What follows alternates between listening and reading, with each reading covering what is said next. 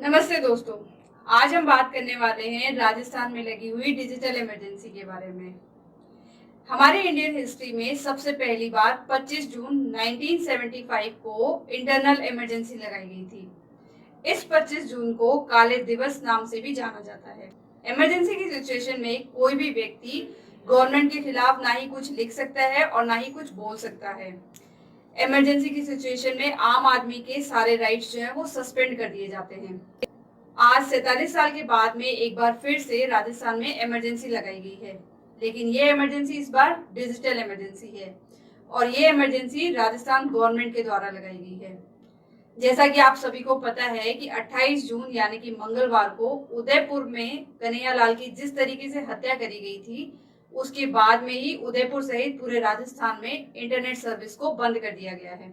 यदि मैं बात करूं पिछले 10 सालों की, तो पूरे इंडिया में 400 से ज्यादा बार जो है वो इंटरनेट सर्विस को बंद किया गया था, लेकिन अकेले राजस्थान में ही इन 10 सालों में 80 से ज्यादा बार जो है वो इंटरनेट सर्विस को बंद किया था। फिर चाहे वो कोई भी गवर्नमेंट एग्जाम हो, वो करौली के दंगे हो, चाहे वो रामगंज के दंगे हो या फिर जोधपुर के दंगे हो। लेकिन यदि इससे विपरीत मैं दूसरे स्टेट की बात करूं, तो जब रामनवमी के टाइम पर एमपी के अंदर दंगे भड़के थे, तो उस वक्त एमपी में 1 सेकंड के लिए भी इंटरनेट सर्विस को बंद नहीं किया था। तो क्या राजस्थान गवर्नमेंट ये मानती है कि जब दंगों को उन्हें रोकना है तो इंटरनेट सर्विस को बंद कर दिया जाए? क्या ये परमानेंट सोल्यूशन मानती है इस चीज को? इस बारे में आपकी क्या राय है, आप मुझे कमेंट में जरूर बताइएगा। तो चलिए अब डिस्कस करते हैं कि क्या राइट टू यूज इंटरनेट एक फंडामेंटल राइट है। तो इसे समझने के लिए हमें दो केसेस को समझना पड़ेगा, जिसमें सबसे पहला केस है फाहिमा शरीम वर्सेस स्टेट ऑफ केरला का, जो कि सितंबर 2019 में आया था। इस केस में हुआ ये था कि जो फाहिमा शरीम थी वो एक कॉलेज स्टूडेंट थी और वो हॉस्टल में रहती थी। और उस हॉस्टल में ये कहा गया था कि जब शाम के 6 बजे के बाद में और सुबह 10 बजे के पहले आप अपना फोन और इंटरनेट जो है वो यूज नहीं कर सकते हैं। इसके खिलाफ फाहिमा शरीफ ने केरला हाईकोर्ट में एक पिटीशन लगाई थी, जिसमें हाई कोर्ट की सिंगल जज की बेंच ने ये डिसीजन दिया कि जो राइट टू यूज इंटरनेट है ये एक फंडामेंटल राइट है, जो कि आर्टिकल 19(1)(a) के अंतर्गत आता है। ये आर्टिकल 19(1)(a) जो है वो फ्रीडम ऑफ एक्सप्रेशन की बात करता है। साथ ही साथ केरला हाईकोर्ट ने ये भी कहा कि जो राइट टू यूज इंटरनेट है ये एक आर्टिकल 21 के अंतर्गत राइट टू प्राइवेसी का भी पार्ट है और राइट टू एजुकेशन का भी पार्ट है। तो इस तरीके से केरला हाईकोर्ट ने ये कहा कि जो राइट टू यूज इंटरनेट है ये एक फंडामेंटल राइट है। इसके बाद आता है ये सेकंड केस, जिसका नाम है Anuradha Bhasin versus union of India, जो कि 2020 में आया था। इस केस का डायरेक्ट रिलेशन जो है वो जम्मू कश्मीर से है। जैसा कि आप सभी को पता है कि 4 अगस्त 2019 को जब जम्मू कश्मीर से आर्टिकल 370 को रिमूव किया था, उस वक्त जम्मू कश्मीर में काफी ज्यादा दंगे भड़क चुके थे, जिसके बाद से ही जो है जम्मू कश्मीर में इंटरनेट सर्विस को बंद कर दिया था। ये देश में पहली बार था जब इतने लंबे समय तक के लिए यानी कि टोटल 213 दिनों तक के लिए वहां पर जो है इंटरनेट सर्विस को बंद किया था, जिसकी वजह से आम आदमी को बहुत ज्यादा परेशानी हुई थी। अनुराधा भसीन ने ये पिटीशन लगाई कि जो राइट टू यूज इंटरनेट है ये एक फंडामेंटल राइट है।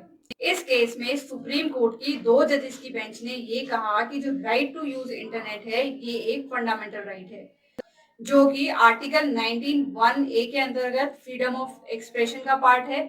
साथ ही साथ आर्टिकल 19(1)(g) के अकॉर्डिंग एक फंडामेंटल राइट है, जो कि बात करता है कि कोई भी व्यक्ति किसी भी ट्रेड को, प्रोफेशन को, ऑक्यूपेशन को और बिजनेस को फॉलो कर सकता है। जैसा कि मैंने बताया कि जम्मू कश्मीर में 213 दिन के लिए इंटरनेट सर्विस को बंद किया था, तो उस दौरान ना तो कोई व्यक्ति ऑनलाइन बिजनेस करने में समर्थ था और ना ही कुछ कम्युनिकेशन करने में समर्थ था। इसीलिए सुप्रीम कोर्ट ने ये कहा कि जब इंटरनेट सर्विस को वहां पर बंद किया था तो ये आम नागरिक के फंडामेंटल राइट का वायलेशन किया था।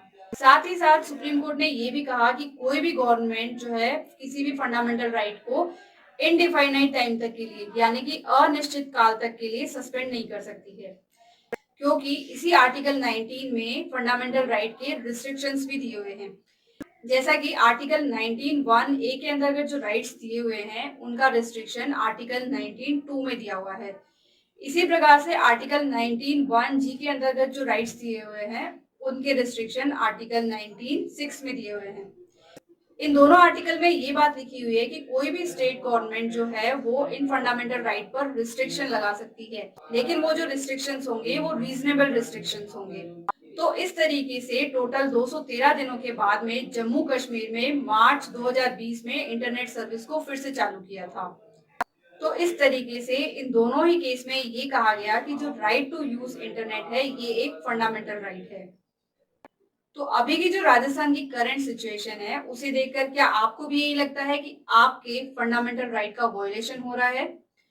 इस टॉपिक पर आप अपने क्या विचार रखते हैं मुझे कमेंट में जरूर बताइएगा। यदि आपको मेरा वीडियो अच्छा लगा हो तो आप लाइक करें,